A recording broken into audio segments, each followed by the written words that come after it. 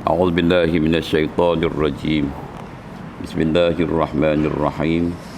الحمد لله رب العالمين. والصلاة والسلام على رسول الله وعلى آله وأصحابه أجمعين. قال النبي صلى الله عليه وسلم: فإن أصدق الحديث كتاب الله وخير الحديث حديث محمد صلى الله عليه وسلم وشر الأمور محدثاتها وكل محدثة بدعة وكل بدعة ضلالة وكل ضلالة في النار.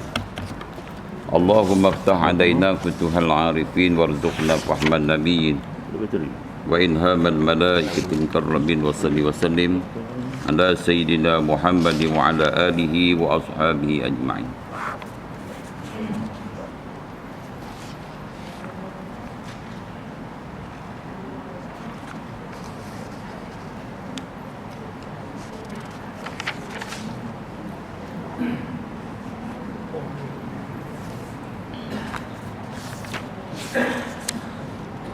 Yang kelima, berbuat sesuatu yang akan membahayakan orang lain, betul kan?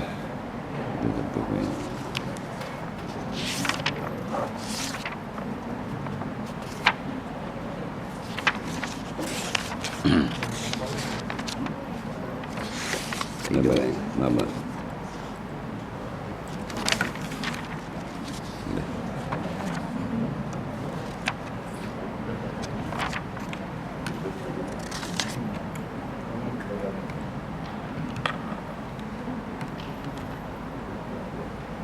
Baik. Ada.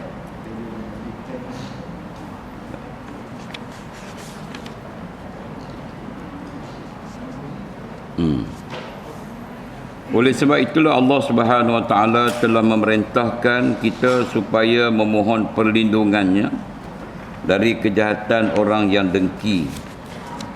Bagaimana pula kita memohon perlindungan daripada kejahatan syaitan yang derjam, wa min syarri hasidin iza hasad.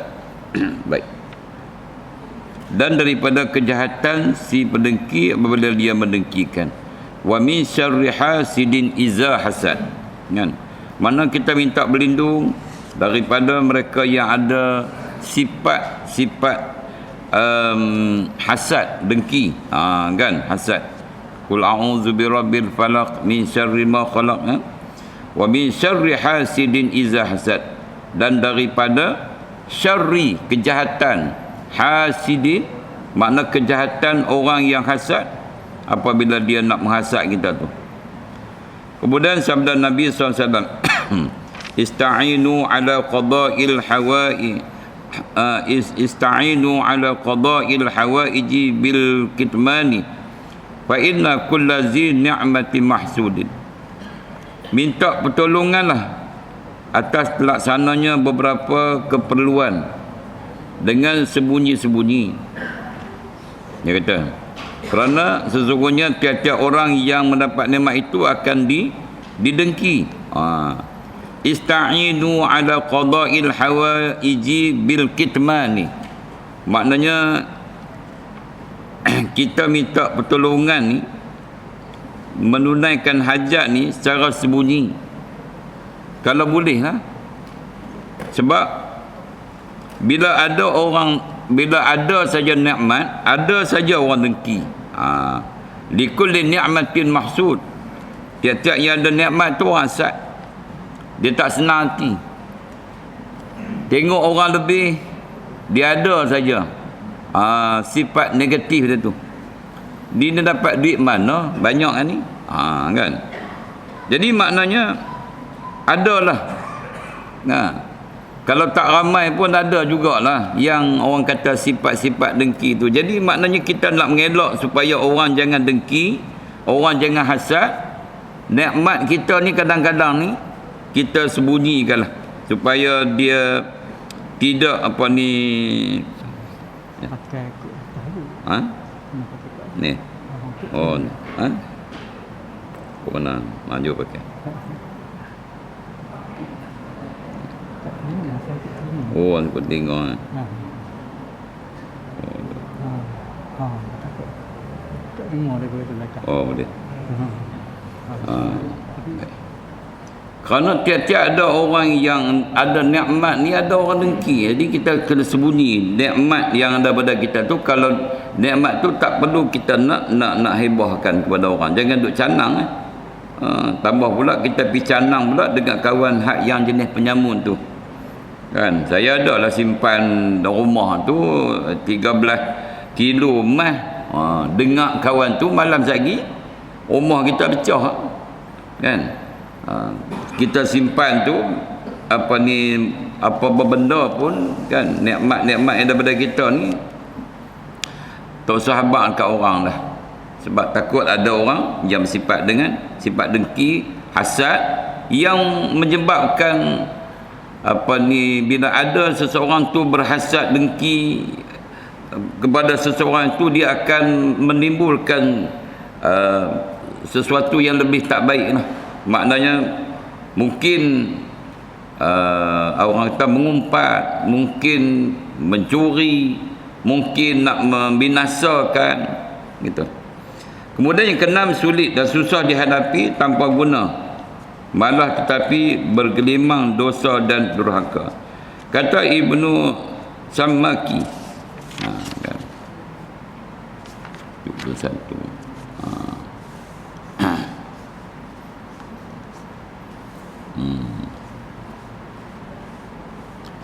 Qala Ibnu Sammaki, lam ara, dia kata, saya belum pernah melihat orang yang inaya lam ara zaliman asbahu bil mazlumi minal hasidi. Aku tidak pernah melihat orang yang inaya tu seperti orang itu oleh orang berbuat dengki, iaitu sulit, fikirannya bingung serta terlalu susah datang. Lam ara zaliman asbahu bil mazlumi minal hasidi. Orang yang zalim ni, orang yang zalim ni maksudnya orang yang selalu melakukan kezaliman ni, orang ni tak pernah senang pun. Orang hasad ni tak pernah senang pun. Jiwa dia sakit. Jiwa ni makna dia lah, orang kata kalau kita ibaratkan sebagai elektrik ni, itulah kan, ibu sawat je lah. Ibu sawat dia sakit ni, semua sakit belakang. Kalau ibu sawat dia tu orang kata off, semuanya off belakang lah kan. Kalau on, dia on belakang. Ni orang yang hasad ni termasuk juga orang yang zalim. Kemudian perasaan orang yang hasad ni pula, hatinya menjadi buta sehingga hampir tidak dapat memahami hukum ketentuan daripada Allah Subhanahu wa taala. Orang yang hasad ni, kata Sufyan, kan, qala Sufyan, apa kata Sufyan ni? Janganlah engkau menjadi orang pendengki serta cepat mengambil kesimpulan. Itu kata Sufyan. Maknanya jangan jadi sifat negatif sangat dengan orang ni, kan. Melihat saja kita buat satu andaian yang negatif. Dia apa pun kita cerita, bila nak letakkan satu-satu hukum kepada seorang tu, kena siasat, kena tabayun dulu, kena ambil kira bicara.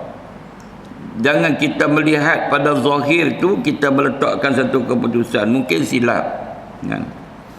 Kemudian yang ke-8, terhalang dan rendah, hampir tidak pernah sukses dalam cita-citanya, bahkan malah membantu pihak lawan pula, sehingga dikatakan rendah, kan. Oleh kerana itu telah disebut orang pendekik itu tidak akan menjadi majikan yang orang yang pendekik tidak akan menjadi majikan, iaitu selalunya gagal, dia kata ni.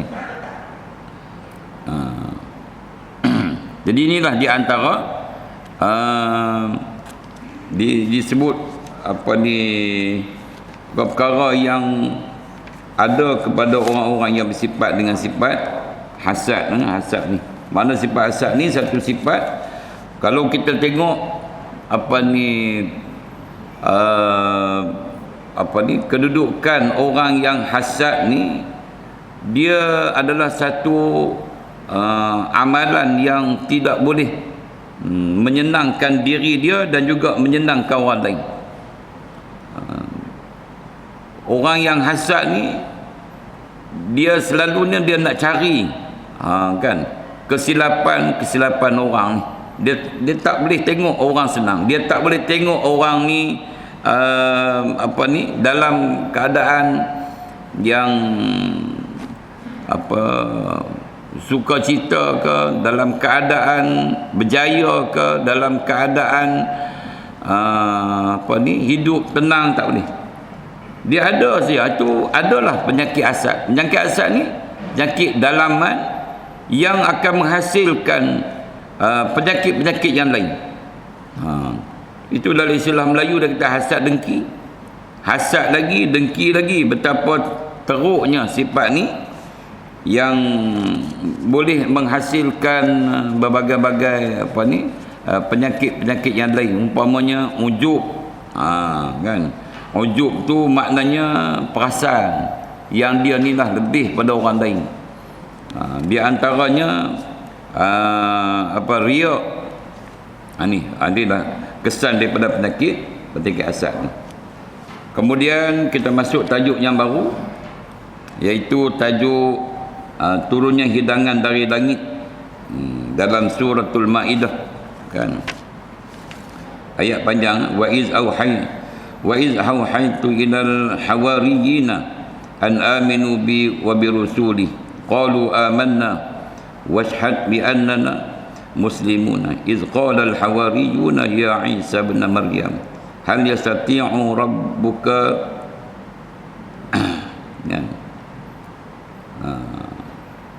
ay yunazzila alaina ma'idatan minas sama'i. Ayat sampai habislah. Fa inni u'azzibuhu 'azaban la u'azzibuhu ahadan minal alamin. Dengan nama Allah yang Maha Pengasih lagi Maha Penyayang. Dan katakanlah aku wahyukan kepada Hawari, berimanlah kamu kepadaku dan kepada Rasulku. Mereka menjawab, kami telah beriman dan bersaksi engkau bahawa kami sungguh-sungguhnya orang yang berserah diri. Ingatlah ketika Hawariyin berkata, ya Isa bin Maryam, adakah kuasa Tuhanmu menurunkan makanan langit? Kan? Ini dalam suratul Maidah. Maidah tu nama dia makanan, kan? Makanan. Jadi dalam Quran ni nama-nama ni macam-macam lah. Kadang-kadang satu surah tu dia punya nama lain, macam suratul Fatihah. Suratul Fatihah tu pun nama dia banyak.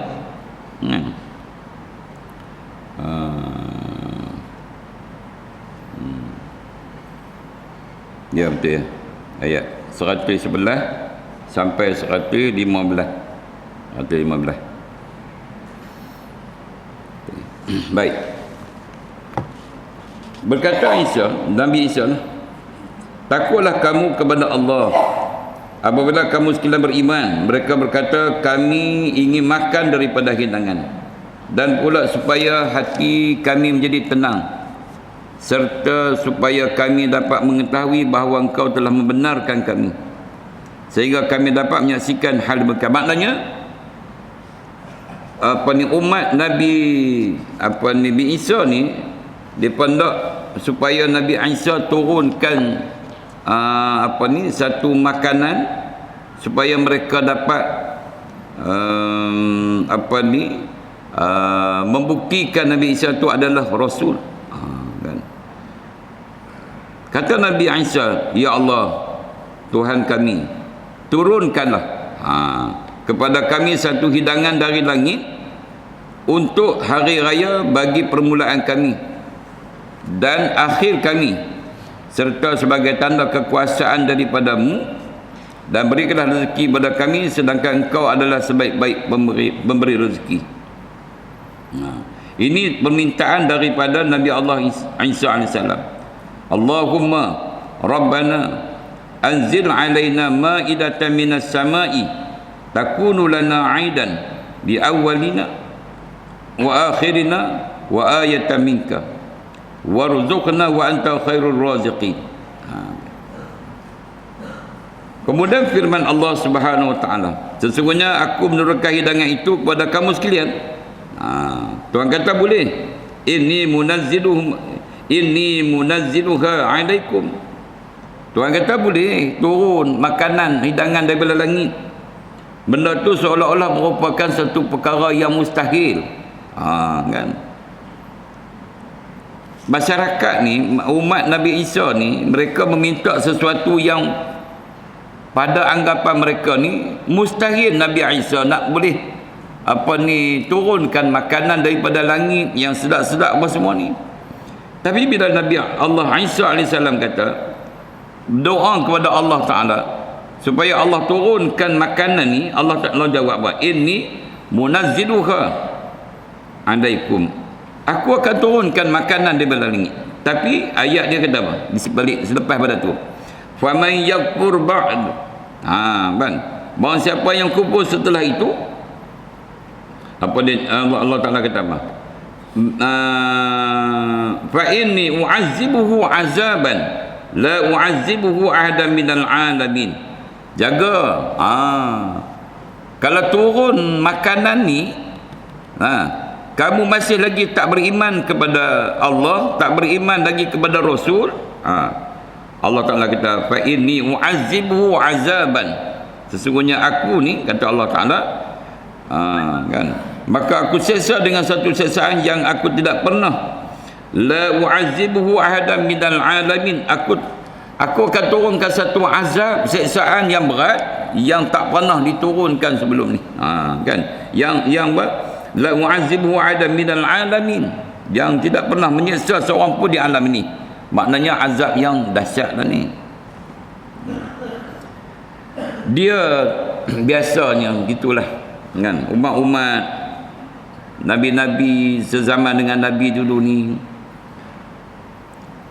mereka nak bahawasanya nabi-nabi ni tunjuk mukjizat, kelebihan yang luar biasa. Mereka nak mengaku nabi ni adalah utusan Allah. Tapi bukan semua yang melihat mukjizat Nabi ni boleh beriman kepada Nabi. Malahan ada yang lebih kufur daripada kufur sebelum ni. Mereka menganggap itu adalah satu jenis sihir yang hebat. Begitu juga bila Nabi SAW membawa ayat Quran, maka dia pun kata ini syair, kan, bukan wahyu, syair. Allah Ta'ala kata wa ma 'allamnahu syi'ra wa ma yanbaghi lah in huwa illa zikrun wa qur'anun mubin. Wa ma 'allamnahu syi'ra, kami tidak mengajar akan Muhammad itu, kata Allah, syair. Tapi orang Arab kata syair ni bukan wahyu. Jadi kalau syair ni nak pakai pun tak apa, tak pakai pun tak apa, nak ambil tak mau ambil pun tak apa. Kalau wahyu kena patuh, kena taat. Mereka tak percaya ini kata wahyu daripada Nabi Allah. Mereka kata ini syair yang direka oleh Nabi SAW. Gitulah sampailah akhir zaman, tuan-tuan, kan. Orang akan beranggapan Quran itu bukan, ada orang beranggap Quran itu bukan wahyu Allah. Orang beranggapan Nabi Muhammad itu bukan Nabi. Sebab tu kita tak heran kalau ada orang yang tak beriman kepada Nabi. Kita ceritalah macam mana sekalipun, kita habaq Quran ni, kehebatan Quran, mukjizat Quran pun dia tak percaya. Sebab itu memang satu perkara yang berlaku di zaman Nabi, dan apatah lagi zaman yang tidak ada Nabi, zaman yang orang kata hanya arahan daripada Allah itu Quran, dan arahan daripada Nabi itu melalui perkhabaran hadis saja tu. Andaikan ada Nabi pun mereka ingkar, apa lagi tak ada, kan? Macam kita duk kata lah, ustaz cakap pun tak mau dengar, kalau kami bercakap lagi tak mau dengar. Itu kan, biar macam tu lah. Kalau ada ustaz cakap pun tak mau dengar, kami apa lagi? Tu setengah-setengah tempat tu dia suruh ustaz ni, tak lagi ustaz cakap sikit nak bab ni awal. Tak tahulah ustaz, kami bercakap bukan dengar. Kita pun bercakap lah, cakap tak mau dengar juga. Kalau ustaz cakap pun tak mau dengar, lama kami lagi tak dengar, payah. Ini satu penyakit lah, katakan penyakit, ada penyakit takabur, penyakit sombong lah. Baik, riwayat daripada beberapa khabar hadis, 3 perkara yang tidak akan lebih berat timbangannya di sisi Allah daripada sayap lalat.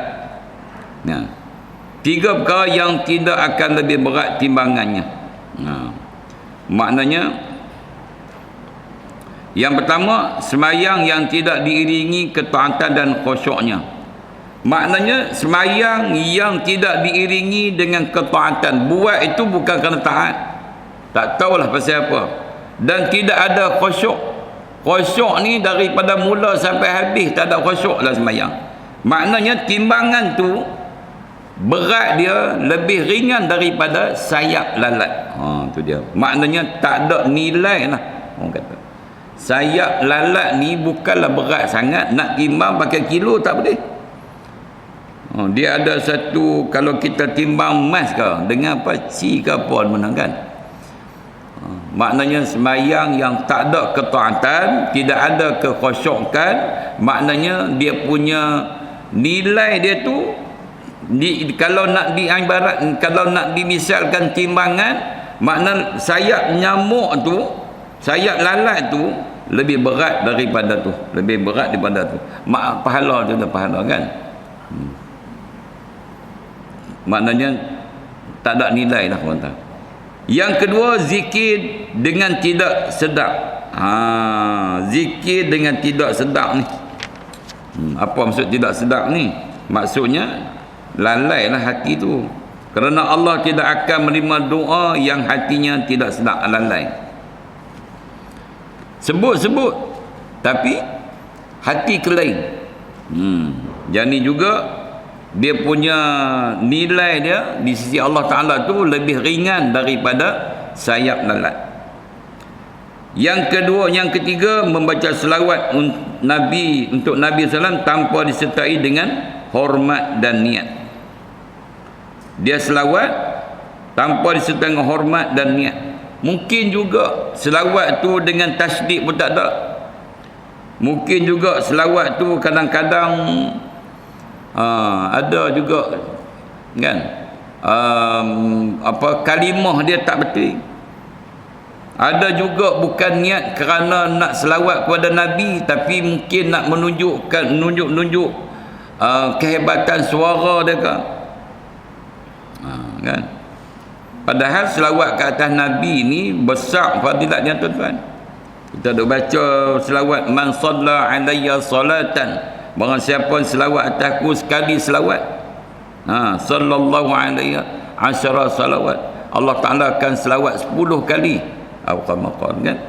Jadi makna tu kurang-kurang 10 kali. Kalau lebih pada tu pun ada lagi. Sebab ulama bila disebut tentang bilangan yang Allah akan bagi itu bukan sebagai bilangan yang tetap, tapi sebagai satu bilangan yang nak menunjukkan kelebihan tu.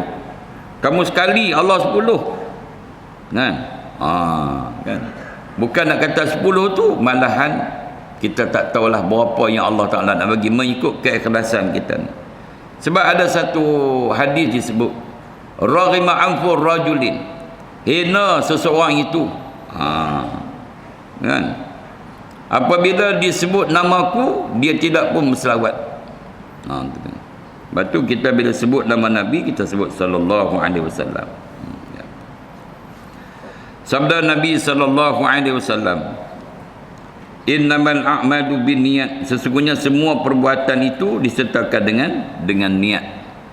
Maknanya semua amalan kita ni ada niatnya. Niat untuk apa? Kan, yang paling tinggi sekali niat adalah kerana Allah kan. Tidak ada ingat untuk mendapat ganjaran apa-apa pun. Niat kerana Allah je, itu yang paling tinggi. Yang keduanya, buat ibadat kerana nak dapat ganjaran, nak dapat pahala, nak dapat syurga, nak dapat nikmat. Tu kedua. Ya, kan? Tu nak dapat. Yang ketiga tu tak ada apalah, kan? Jadi maknanya yang paling tinggi sekali itulah buat yang ibadat. Pasal apa sembahyang? Allah suruh. Pasal apa puasa? Allah suruh. Bukan pasal pahala ke? Pahala tu pulang pada Allah lah. Kita tak sampai tahap tu lah, kan? Kita tak sampai tahap kalau kata kita buat ibadat Tuhan tak bagi pahala, rasa macam mana? Kamu buat ibadat tapi Tuhan tak bagi pahala. Kamu buat ibadat, kamu dimasuk dalam neraka. Tuhan kata kamu buat ibadat masuk neraka, boleh tak? Kita kata mana boleh. Kalau macam tu baik tak usah buat ibadat. Kan? Tapi kalau orang yang muntaha, yang tinggi darjat dia tu, dia buat ibadat, Tuhan kata aku nak campak dalam neraka. Dia kata kalau Tuhan redha, saya redha. Tapi kita berpegang kepada janji Allah Subhanahu wa taala. Kan Tuhan sebut dalam Quran apa ni, ammal ladzina amanu wa amilus solihat falahum jannatul ma'wa nuzulan bima kanu ya'malun, kan? Ayat tu, ayat surah Sajadah. Baik. Sebab tu kita kena niat itu. Niat apa? Niat beribadat kerana Allah. Sebab tu kita niat semuanya lillahi ta'ala, lillahi ta'ala. Bila kita buat ibadat kerana Allah, kerana Allah itu kena ikutlah apa yang Allah suruh. Allah suruh apa? Allah suruh buat ibadat ikut Nabi. Sahabat-sahabat tanya kepada Nabi macam mana nak buat yang ni, macam mana nak buat yang ni. Nabi tunjuk. Nabi ambil air wudu, ambil air semayang, Nabi semayang, Nabi puasa, Nabi tunjuk macam mana bayar zakat, Nabi tunjuk macam mana buat kerja haji, Nabi tunjuk cara mana nak hidup, macam mana begitu begini. Kita tengok dalam kitab Sairus Salikin tu, itu penuh dengan adab-adab kehidupan. Kan? Bukan kata setakat yang kita tahu ibadat-ibadat yang kasar-kasar, sembahyang, puasa, zakat, haji tu je. Keseluruhan hidup kita tu, daripada bangkit tidurnya ada Nabi ajak macam mana, apa bacaan dia. Nak masuk bilik air ada bacaan dia, keluar ada bacaan dia. Daripada A to Z lah kehidupan kita ni, semuanya ada dalam pembelajaran apa yang diajar oleh Nabi ni, belajar Islam ni semua dah. Cuma kita mampu tak mampu je nak buat. Nak buat kadang-kadang duk kata tu lah sunat. Bila sunat tinggal tak buat, lama-lama lupa. Dari riwayat daripada Ibnu Abbas bahawa Nabi Isa AS berkata kepada kaumnya, berpuasalah kamu sekalian selama 30 hari. Kemudian mintalah kepada Allah apa-apa yang kamu sekalian inginkan.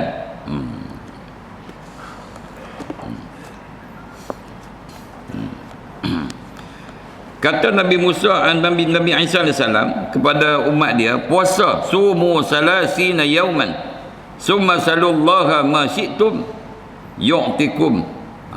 Kan dia bagi puasa 30 hari, kamu minta apa yang kamu nak. Baik, qasamu, mereka pun puasa. Maka mereka pun puasa. Setelah selesai berpuasa, mereka berkata, apabila kami bekerja untuk seseorang dan kami telah selesai, tentulah kami diberinya makan. Kemudian mereka minta kepada Allah Ta'ala, maka para malaikat datang kepada mereka dengan membawa meja makan yang terhidang, 7 roti dan 7 lauk yang besar yang diletakkan di hadapan mereka. Yang terakhir memakannya dapat terhidang seperti orang yang pertama juga. Jadi maknanya itulah Nabi Isa suruh umat berpuasa. Mereka berpuasa, kemudian mereka kata selalunya bila kita dah kerja ni, majikan ni akan bagilah orang kata gaji, kan. Jadi apa, Nabi Isa pun minta kepada Allah Ta'ala, Allah Ta'ala turunkan hidangan kepada mereka itu, makanan-makanan. Dan orang yang terakhir pun dapat makanan macam orang yang pertama. Maknanya tak luak lah, kan. Apa ni, tak ada lah orang kata macam kita makan kenduri, kalau pi awal semua dah habis, Kita boleh makan dengan bubuknya, dengan cucuk lah apa semua ni. Cendol pun ada, laici kang pun ada apa semua ni. Boleh pilih mana. Yang mai pukul 3 tu, cendol habis dah. Laici kang pun habis, tinggal yak sirapnya tinggal. Lauk pun tinggal 2 matanya. Tadi ada 4 mata, tinggal 2-nya. Dengan yak asam dengan gulai tinggal. Tapi ni tak. Makan orang yang terakhir juga macam makan orang yang pertama juga. Kata Ka'ab, meja makan itu turun terbalik, yang dibawa terbang oleh para malaikat langit ke bumi, yang di atas terdapat segala macam makanan kecuali daging. Kata Qatadah, di atasnya terdapat buah-buahan daripada berbagai macam buah-buahan di syurga. Ini satu keajaiban, kan? Kalau daripada Nabi, kita kata mukjizat Nabi, kan? Kalau bukan Nabi, dikatakan karamah, satu kehebatan yang berlaku kepada orang-orang yang disebut sebagai wali, kan? Kalau kita orang-orang biasa ni, kan, dia ada juga kelebihan tu, tapi tak apa ketara sangat, dinamakan ma'unah, pertolongan. Umpama kadang-kadang kita tengok makanan tu tak banyak, tiba-tiba boleh cukup, kan, boleh cukup. Macam mana cukup tu? Itu nama dia ma'unah, pertolongan daripada Allah Subhanahu wa taala.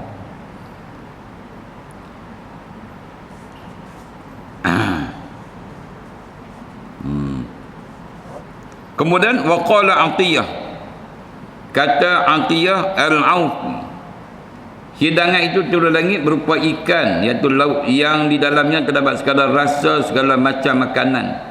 Itu kata ni, kan, kata Atiyah pula. Tu dicerita makanan yang turun tu apa dia, kan? Makanan macam-macam ulama kata, ada kata buah, ada kata ikan, kan?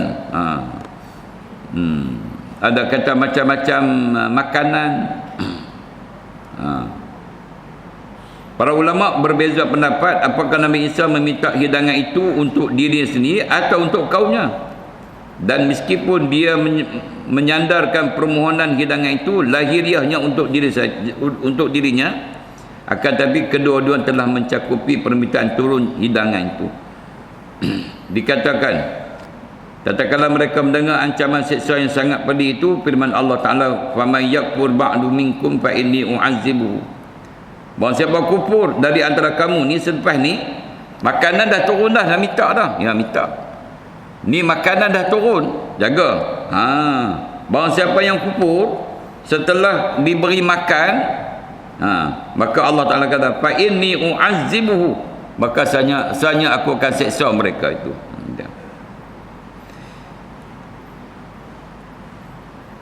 Umat dulu ni tuan-tuan, dia siksaan ataupun bala ni dia cepat turun. Kalau umat Nabi Muhammad ni dia lambat. Kadang-kadang kita tengok seseorang tu yang derhaka sangat kepada Allah Ta'ala, tapi kita tengok kehidupan dia tak ada lah teruk sangat pun, sihat. Kan, kita ni kadang-kadang orang tu rajin ke masjid, rajin semayang, rajin kuliah apa semua ni, ada penyakit. Fikir kita ikut mana Tuhan silap bagi ke? Ada, Tuhan tak silap bagi. Dia umat dulu dengan umat Nabi Muhammad ni dia berbeza lain. Saya ingat dululah Datuk Ismail Kamus dulu sebut tahun 80-an masa dia teramah. Dia kata Nabi Muhammad minta 3 benda jangan dibagi kepada umat dia. Yang pertama, jangan bagi panjang umur sangat. Jangan bagi umur kita ni panjang. Cukuplah. Nabi sebut a'maru ummati baina 60 ila 70, umur umatku antara 60 hingga 70. Betul tak? Kita pun taratu je pun. Yang sehat-sehat sangat pun taratu. Kau nak lebih pun ada berapa orang je lebih. Keduanya, jangan kaya sangat. Jangan kaya sangat. Tak kaya lah kita sangat pun, boleh tahan lah, kan? Adalah seadanya. Nak kaya nak kata masuk ranking, tak ada lah ranking, kan? Tak ada. Top 10 tak ada. top 10 ke, apa top 20 ke, tak ada lah kan. Boleh lah, ada lah. Takat nak pergi haji, pergi umrah, nak pergi ziarah, nak pergi mana London ke apa semua ada lah kan. Takat nak kata ada gudang ke apa semua tu tak ada kan? Yang ketiganya, ketiganya, jangan diazabkan umatku sekiranya, jangan diazabkan segera umatku sekiranya mereka itu ada melakukan kesalahan. Tak diazabkan segera. Tapi umat dulu ni dia cepat azab dia.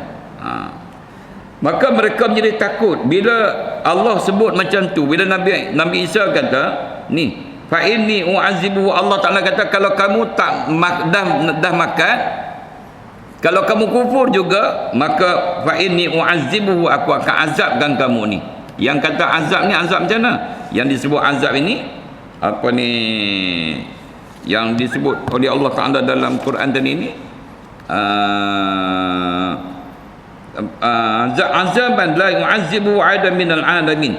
Aku akan azabkan kamu dengan azab yang tak pernah seseorang pun kena azab ni. Jadi mereka takut sangatlah. Dah lagi makan pula ni. Tak ikut, azab apa Tuhan nak bagi. Kalau sebahagian dari mereka kufur, mereka takut kan, apa ni, ancaman daripada Allah Subhanahu wa taala tadi ni. Mereka pun memohon ampun, kan, ni depa pun kata takutlah kan, kalau tak boleh ikut ni, depa pun minta ampun kepada Allah Taala. Kami tidak jadi menginginkan makanan pula dah. Tadi minta, tak mau pula dah makan. Tadi kan, tak mau makan pula. Tuhan kata boleh nak makan, boleh, tapi jaga. Kan, barang siapa yang makan ni, lepas tu dia tak mau pula taat kepada aku, jaga. Aku akan azab dia yang tak pernah aku azab kepada orang-orang ini. Maka hidangannya pun tidak jadi turun. Kan, demikianlah yang dikatakan oleh Mujahid dan juga Al-Hasan dalam kisah ni. Jadi maknanya itu satu perkara yang masyarakat Nabi Isa ni mereka agak acuh tak acuh lah dengan permintaan mereka tu. Nak makanan, mereka nak bahawa Nabi Isa tunjukkan kelebihan jadi Nabi. Tapi bila Nabi Isa nak tunjukkan kelebihan dia, nak turun makanan, nak minta makanan tu, jadi kalau selepas ni turun makan pula, kalau kamu kufur, kamu akan diazab dengan azab yang tak pernah diazab kan selama ni. Jadi mereka pun jadi takut. Kata Mujahid kata dan Asad, mereka tak jadi minta, dia minta kata tak apalah kalau macam tu, tak payahlah turun makanan. Inilah orang kata keadaan orang-orang yang tidak beriman kepada Allah SWT. Dia pun tak berani. Padahal orang kata kalau nak kebenaran betul-betul, padahal Nabi Isa, bukan Nabi Isa, semua nama Nabi mereka bersedia untuk menunjukkan mukjizat. Selepas tunjuk mukjizat ni, kamu kena beriman kepada Allah Ta'ala. Tak berani, tak mau kebenaran. Padahal kalau betul-betulnya, ya Isa turun makanan, kalau kamu seorang Rasul, betul-betul turun makan, beriman lah kan. Dah. Mereka takut. Jadi mereka takut ada kebenaran tu, dan mereka bukan mereka ni tidak mau kepada kebenaran. Jadi mereka pun minta supaya hidangan tu jangan diturunkan. Akhirnya ada pun pendapat yang benar bagi banyak umat dan juga para imam masyhur bahawa hidangan tu telah pun turun. Turun tu ada setengah kata mereka makan, ada setengah kata mereka tak makan. Jadi ini satu pengajaran bagi kita lah tuan-tuan kan, bahawasanya apa yang disebut dalam Al-Quran, pengesahan umat-umat dahulu menjadi satu tauladan bagi kita lah. Kita kalau nak kebenaran, betul-betul kita minta lah. fakta-fakta dia. Kalaupun kita salah negeri pun, kita betulkan balik kan. Sebab kita pun tahu kita bukan Nabi. Kita bukannya orang yang menerima wahyu. Mungkin di situ ada kesilapan kita. Bila ada kesilapan kita, orang betul kembali kesilapan kita, dia terima. Tapi dengan faktanya. Ini dengan mukjizatnya. Nabi Isa kata, aku Nabi, aku Rasul. Aku nak tunjuk pada kamu Rasul. Umat dia kata, kalau Rasul, minta makanan. Nabi Isa nak turunkan makanan. Tapi jaga. Wa man yakfur, kalau kamu kufur selepas daripada ni, aku akan azabkan kamu. Ancaman yang begitu berat. Jadi dia pun bertakut nak menerima kebenaran. Kata Mujahid dan Hasan ni kata, dia pun tak mau minta makanan. Sehingga sebab apa? Sebab mereka tak mau kepada kebenaran tu. Wallahu a'lam. Assalamualaikum. A'udzubillahi minasyaitonirrajim. Bismillahirrahmanirrahim. Alhamdulillahirabbil alamin. Wassalatu wassalamu ala Rasulillah wa ala alihi wa sahbihi ajma'in. Allahumma ighfir lana dhunubana wa liwalidina wa limasyayikhina wa li jami'il muslimina wal muslimat wal mu'minina wal mu'minat al-ahya'i minhum wal amwat bi rahmatika ya arhamar rahimin. Allahumma ja'al jam'ana hadza jam'an marhuma wa tafarruqana min ba'dihi tafarruqan ma'suma. Rabbana atina fid dunya hasanah wa fil akhirati hasanah wa qina adzabannar. Wa sallallahu ala sayyidina Muhammadin wa ala alihi washabbihi ajma'in walhamdulillah. Muslimin dan muslimat yang semata sekalian, insya-Allah pagi ni di pondok saya ada istimak bersama dengan Datuk Seri Haji Hassan Ahmad. Jadi saya lalu-lalulah kedatangan tuan-tuan untuk istimak. Kita baca 3 kitab. Yang pertama kitab Murni, kitab fiqh. Yang kedua kitab Tauhid, Jawharatul Tauhid. Yang ketiga juga fiqh tapi bab muamalat. Bab muamalat, bab jual beli, kan? Kitabnya Furu' Masail. Jadi bermula jam 9.30 sampai 11.30. 2 jam dah kita istimak, insya-Allah. Semualah dijemput yang ada ke lapangan.